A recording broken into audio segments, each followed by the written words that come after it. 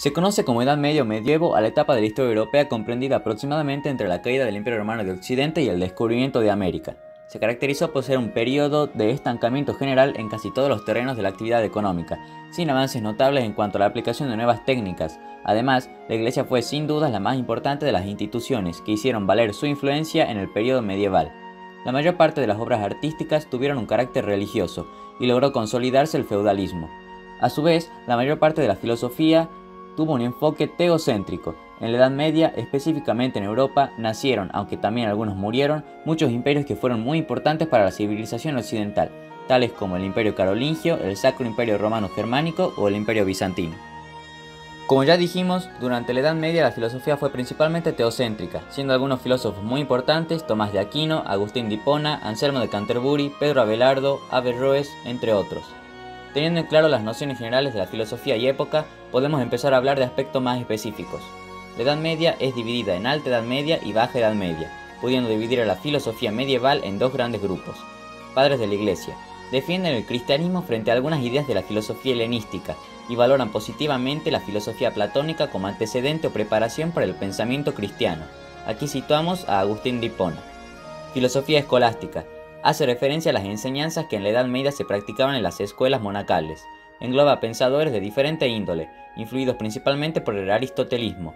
Todos en general reconocen en el campo de la razón la autoridad de los filósofos griegos. La discusión central será la posible conciliación entre la razón y la fe. Aquí situamos a Tomás de Aquino. A estos grupos pertenecieron la mayoría de los filósofos más destacados de la época, los cuales intentaron plantear posibles respuestas a las distintas problemáticas. Hablando de problemáticas, aún no hemos destacado las principales de la época. Al estar muy enfocada en la religión, los problemas incluyen casi en su totalidad a Dios. Dicho esto, las tres principales cuestiones filosóficas de la época fueron: primero, la relación entre razón y fe, filosofía y teología. Segundo, la existencia y naturaleza de Dios. Y tercero, el problema de los universales. Los análisis de la gran mayoría de los filósofos tuvieron como centro mayoritariamente algunos de estos temas. De ahora en más, habiendo explicado las cuestiones generales, habiéndonos situado en el tiempo y en el espacio, y habiendo expuesto las principales problemáticas, procederemos a analizarlas de acuerdo al planteo de algunos importantes filósofos. Comencemos con la cuestión de Dios, su existencia y naturaleza. La cuestión de la existencia de Dios aquejaba mucho a los filósofos de la época. Si bien todos ellos pertenecían por lo general al cristianismo o en última instancia al islam, tenían opiniones diferentes de acuerdo a cómo analizar la esencia y existencia de este ser supremo. Así podemos hablar principalmente de dos filósofos destacados en esta problemática. Nos referimos a Santo Tomás de Aquino y a Guillermo de Ockham. Comencemos analizando el pensamiento de Tomás de Aquino, siciliano nacido en 1225 y cuyo pensamiento filosófico se denomina tomismo, basado en las ideas de Aristóteles adaptadas al cristianismo. Se dice que el tomismo es una síntesis del pensamiento medieval, debido a que acoge a todas las corrientes, la platónica, la estoica, la árabe, la judía y la agustiniana, entre otras. Santo Tomás utiliza la teología existencial para demostrar la existencia de Dios de un modo racional, mientras que usa la teología esencial para demostrar su naturaleza y la de sus acciones. Sabiendo esto, la primera pregunta que se debe formular en este caso es: ¿es evidente la existencia de Dios? Tomás de Aquino responde que, si fuera evidente, sería aceptada unánimemente por toda la sociedad, por lo que no sería necesario demostrarla.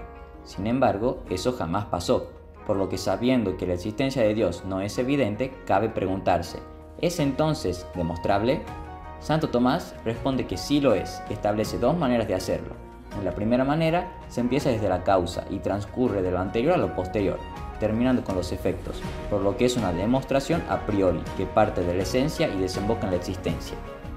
En la segunda, que es en la que él se basa, se empieza por el efecto y se termina en la causa, siendo una demostración a posteriori, que parte desde lo más conocido por nosotros, es decir, las obras de Dios, para demostrar su existencia.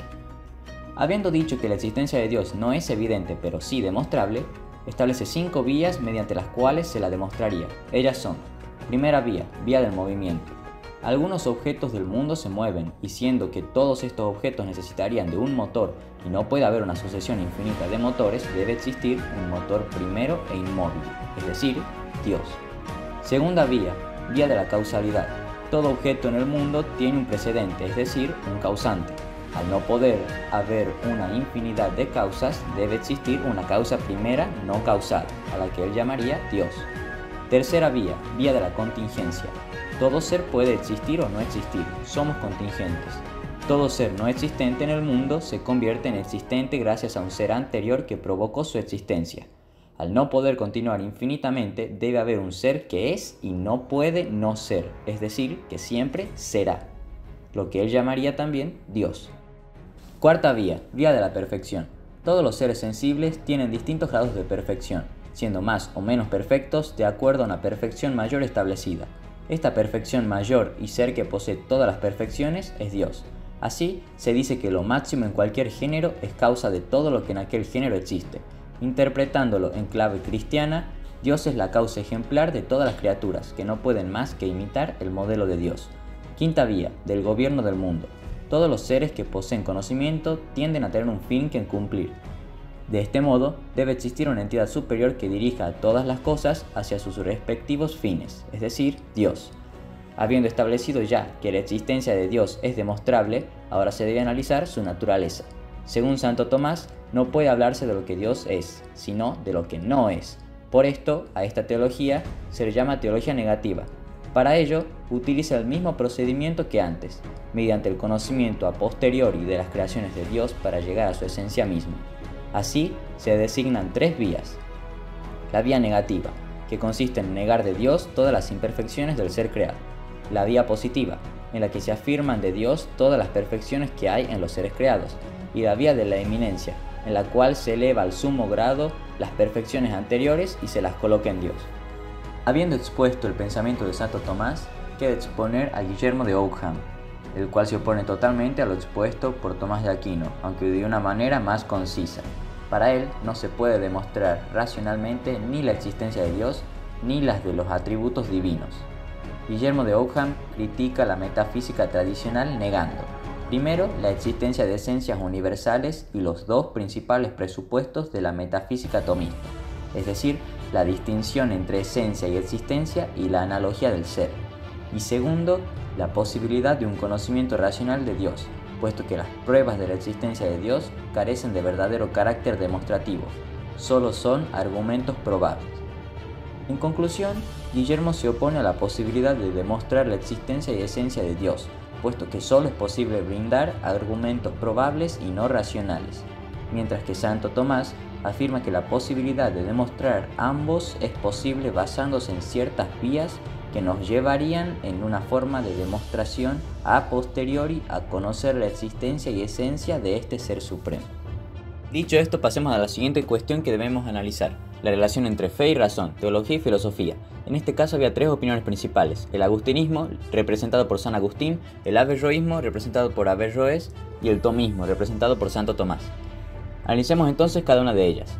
El agustinismo era la corriente ideológica liderada por San Agustín de Hipona, uno de los llamados padres fundadores de la Iglesia. Se basaba principalmente en las ideas neoplatónicas. San Agustín consideraba que existía una unidad en el conocimiento, por lo que la razón y la fe deben ir unidas. La comprensión de la realidad del mundo se hacía mediante la fe, la cual debía ir apoyada por la razón, que le daría argumentos para poder fundamentar esa creencia y para que creer sea razonable. De este modo se basa en la afirmación comprender para creer. El averroísmo, por su parte, estaba liderado por Averroes, el cual defendía la existencia de una doble verdad. Esto porque, según él, la fe y la razón son conceptos independientes el uno del otro, y por lo tanto, aunque puedan confluir en cierto punto, sus resultados serán siempre independientes. De este modo, las verdades de la fe y las de la razón son aceptadas ambas sin necesidad de contradicción, ya que al ser términos separados pueden poseer verdades correspondientes a cada uno. De ahí viene la doble verdad que este filósofo defiende. Por último, el tomismo estaba liderado por Santo Tomás de Aquino. Según este filósofo, del que ya hablamos en la cuestión de la existencia y esencia de Dios, ambas fe y razón tienen armonía e independencia, pero no son incompatibles en su totalidad. Santo Tomás distingue entre dos verdades: la verdad sobrenatural, a la que se accede con la fe, y la verdad natural, a la que se accede con la razón.